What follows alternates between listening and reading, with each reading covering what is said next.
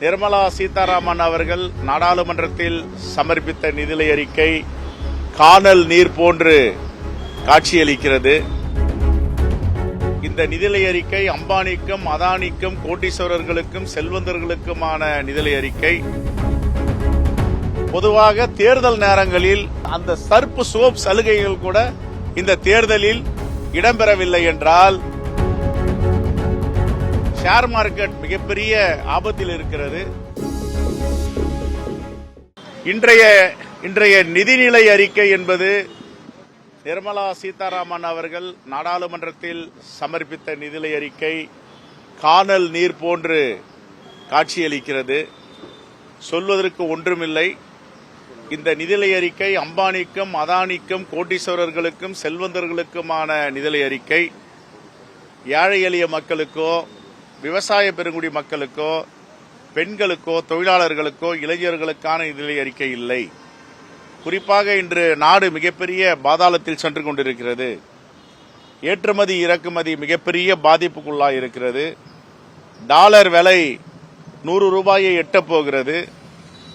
வெளிநாட்டு நெருக்கடிகள் நம்முடைய வெளியுறவு கொள்கையால் நிதி ஆளுமை இல்லாததால் மிகப்பெரிய நாடு பாதிப்பை சந்தித்துக் கொண்டிருக்கிறது.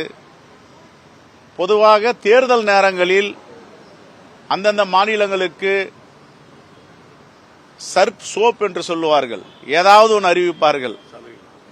அந்த சர்ப் சோப் சலுகைகள் கூட இந்த தேர்தலில் இடம்பெறவில்லை என்றால் அப்பொழுது தமிழ்நாட்டை பாஜக எந்த அளவிற்கு வஞ்சிக்கிறது, தமிழ்நாட்டு மக்களுக்காக எப்படி பாஜக போர் புரிகிறது என்பதை இந்த நிதிநிலை அறிக்கையில தெரியும்.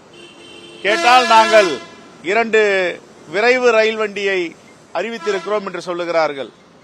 ஏற்கனவே பல ரயில் வண்டிகளை அறிவித்து இன்னும் அது முடிவுக்கு வரவில்லை. புல்லட் ட்ரெயின் என்று சொன்னார்கள். 10 வருடங்கள் ஆகிவிட்டது, நடைமுறைக்கு வரவில்லை. ஏற்கனவே பழவேற்காட்டில பறவைகளுக்கு என்று தமிழ்நாடு அரசு பல திட்டங்களை தீட்டியிருக்கிறது. அதே போன்று ஏழை எளிய மக்களுக்கான ஏதாவது திட்டம் இருக்கிறதா அப்படி என்று பார்த்தால் ஒன்றுமே கிடையாது.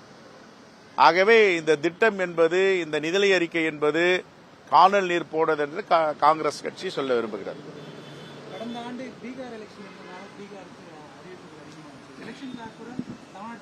அதான் சொல்றேன், சில சாதாரணமாக சில மாநிலங்களில் தேர்தல் இருக்கும் பொழுது அந்த மாநிலத்திற்காக சில சலுகைகளை அறிவிப்பார்கள், சிறப்பு திட்டங்களை அறிவிப்பார்கள். ஆனா தமிழ்நாட்டுக்கு அது கூட கிடையாது. ஏன்னா தமிழ்நாட்டு மக்களை அந்த அளவிற்கு பிஜேபி போர் புரிகிறதா இல்லது தமிழ்நாடு இந்தியா வரைபடத்தில் இல்லை என்று நினைக்கிறதா தெரியவில்லை. ஆகவே இந்த நிதிநிலை அறிக்கைக்கும் தமிழ்நாட்டிற்கும் சம்பந்தம் இல்லை, ஏழை எளிய மக்களுக்கு இந்த நிதிநிலை அறிக்கைக்கும் சம்பந்தம் இல்லை.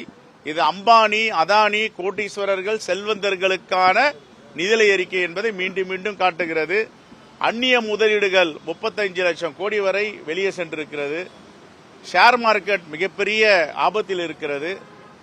குறு சிறு நடுத்தர தொழில்கள் எல்லாம் காணாமல் போய்விட்டன. ஆனால் இவர்கள் இன்று 10,000 கோடி அறிவித்ததாக சொல்லுகிறார்கள்.